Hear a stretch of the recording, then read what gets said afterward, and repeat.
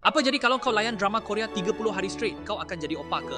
Bayangkan ini satu eksperimen sosial yang sangat berbahaya. Seorang lelaki biasa, tiada pengalaman drama Korea, tiada kemahiran buat slow motion stare. Cuma satu cabaran, 30 hari hanya drama Korea. Tiada Netflix lain, tiada filem Hollywood. Pada mulanya dia fikir, alah, drama cinta je pun. Dia silap besar. Hari pertama Encik Korok masih normal. Dia tengok satu episod drama. Lepas tu satu lagi. Kemudian satu lagi. Dia mula perasan sesuatu. Drama Korea ada formula pelik. Orang pandang 5 saat. Muzik piano masuk. Angin tiba-tiba tiup rambut. Encik Korok cuba buat benda yang sama depan cermin. Tak jadi. Yang ada cuma kipas berdengung. Hari ketiga, side effect kecil mula muncul. Encik Korok mula jadi lebih sensitif dari biasa. Bukan sebab apa, tapi sebab terlalu banyak tengok scene sedih dalam drama Korea. Setiap episod ada orang menangis, ada orang putus cinta, ada orang pandang hujan sambil flashback. Tanpa sedar, emosi Encik Korok pun mula ikut sekali. Lenggok percakapan dia juga mula berubah. Kalau dia marah atau bengang sikit, tiba-tiba keluar satu ayat pelik, Shipal Sakia. Bukan sebab dia sengaja buat-buat. Ini hanyalah side effect daripada terlalu lama marathon drama Korea. Mak dia tegur, kau dah kenapa cakap macam tu?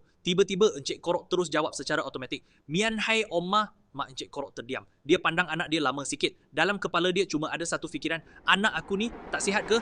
Hari ketujuh. Sekarang Encik Korok mula belajar bahasa Korea. Bukan sebab dia nak, tapi sebab otak dia dah hafal beberapa perkataan. Annyeong, Gwenchana, Opa. Okey, mak dia panggil makan. Encik Korok jawab, Ne, Oma. Okey, mak dia terus tanya, kau sihat ke?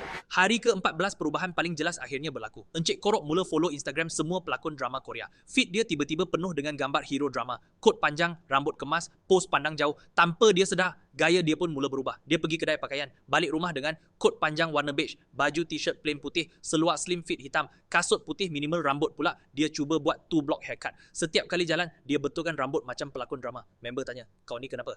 Encik Korok pandang jauh beberapa saat. Kemudian jawab perlahan, walaupun jasadku berada di Malaysia, tapi hatiku berada di Jeju. Kawan dia terus diam. Sekarang dia dah makin confused. Dalam kepala dia dah terfikir satu benda saja. Nak call admin AADK Sentul ke tak? Hari ke-21. Cara jalan dia dah mula berubah. Dia berjalan terhenjut-henjut sikit. Macam orang ada bisul kat bontot. Bukan sebab sakit. Tapi sebab dia cuba tiru gaya hero drama Korea yang jalan perlahan, bahu santai, muka serius. Sekarang Encik Korok dah mula romantik tanpa sebab. Cashier kedai tanya, bang nak plastik? Encik Korok jawab lembut, Gwenchana, sambil betulkan rambut perlahan. Kemudian pandang jauh ke arah luar kedai. Cashier terus terdiam. Dia pandang Encik Korok beberapa saat. Kemudian cashier perlahan-lahan pusing ke belakang dan panggil pekerja lain.